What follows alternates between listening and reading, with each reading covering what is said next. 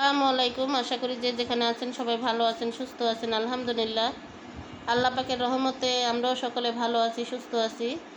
তো আজকের ভিডিওটা আমি শুরু করলাম রান্নাঘর থেকে। এখানে পোলাওর চাল নিছি, চালগুলা ধোয়া শেষ।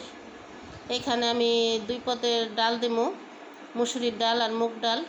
তো মুগ ডালগুলা কিন্তু আমি আগেই ভাইজা সিদ্ধ করে রাখছিলাম, কারণ মুগ ডালগুলা সিদ্ধ হতে সময় লাগে, আর পোলাওর চালে তো পানি একেবারে কম লাগে, এটা তো আপনারা জানেনই সবাই। তো এর জন্য আর কি ডালগুলো সিদ্ধ করে নিচ্ছি। আর এখানে মাংসটাও ধোয়া হয়ে গেছে। তো এখন আমি একটু আদা রসুন ভাঙাবো, কারণ আমার আদা রসুন শেষ হয়ে গেছে। তো এখন আদা রসুনগুলো কিন্তু আমি রাত্রেই সিলা রাখছিলাম। এই তো আদা রসুন ভাঙা শেষ। এখন আমি ভাঙানো শেষ হয়ে গেছে। এখন আর কি আমি তরকারিটাও বসাবো, আর আগে খিচুড়িটা বসাবো। আর খিচুড়িটার ভিতরে কিন্তু আমি যা যা লাগে এগুলি সবই দেওয়া হয়েছে। হলুদ, মরিচ, পেঁয়াজ, মরিচ, আদা, রসুন, তেজপাতা।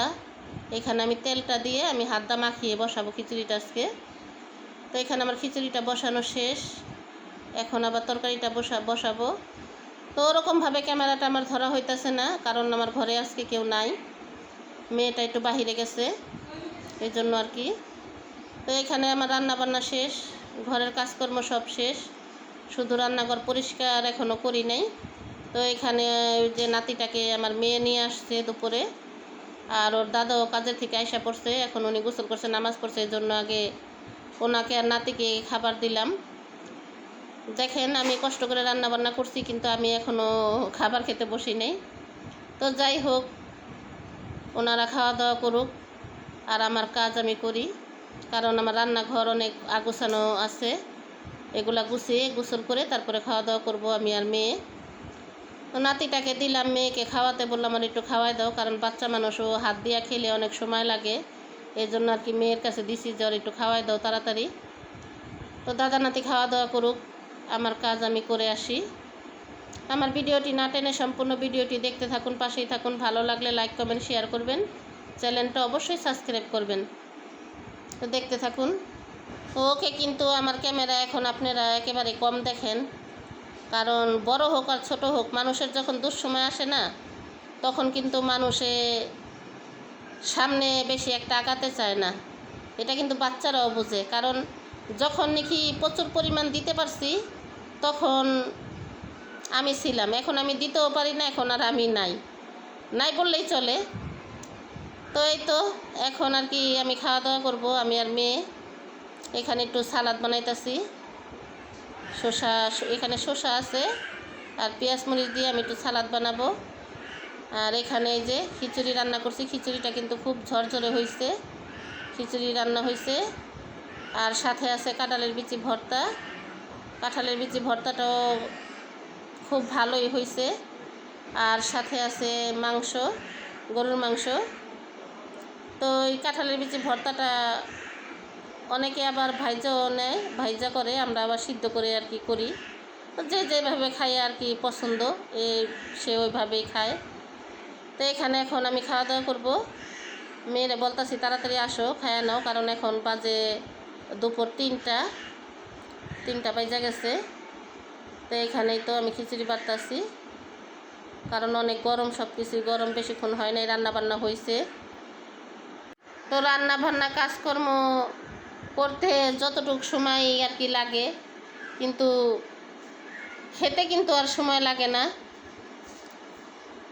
তো এই তো কাঁঠালের বিচি ভর্তাটাই আগে নিলাম, আগে ভর্তা দিয়ে খেয়ে দেখি ভর্তা আর সালাদ দিয়ে কেমন লাগে, কারণ গরুর মাংস তো এমনিতেও খাওয়া হয়, আর খিচুড়িটা কিন্তু ভর্তা দিয়েই বেশি ভালো লাগে, এজন্য আগে আমি ভর্তাই নিলাম।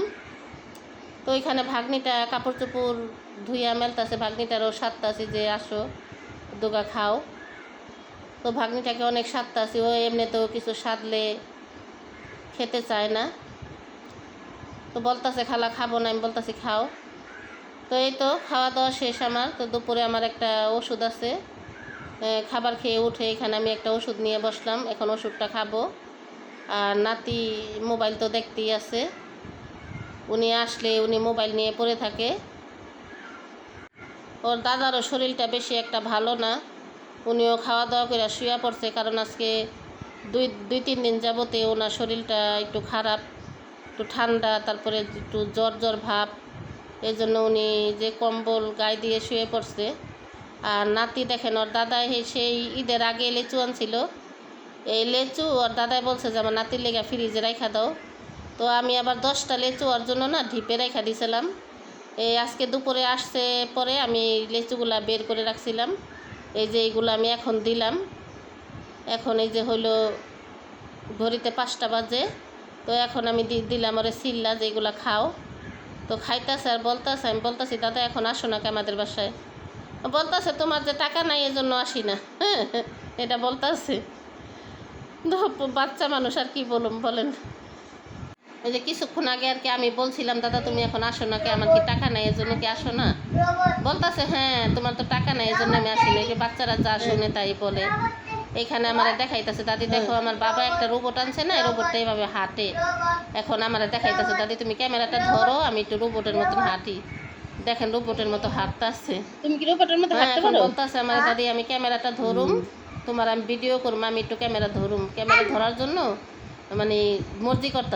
তো আমার আজকের ভিডিওটা আপনাদের কাছে কেমন লাগলো কমেন্ট করে জানাবেন। সবাই ভালো থাকবেন, সুস্থ থাকবেন। আল্লাহ হাফেজ।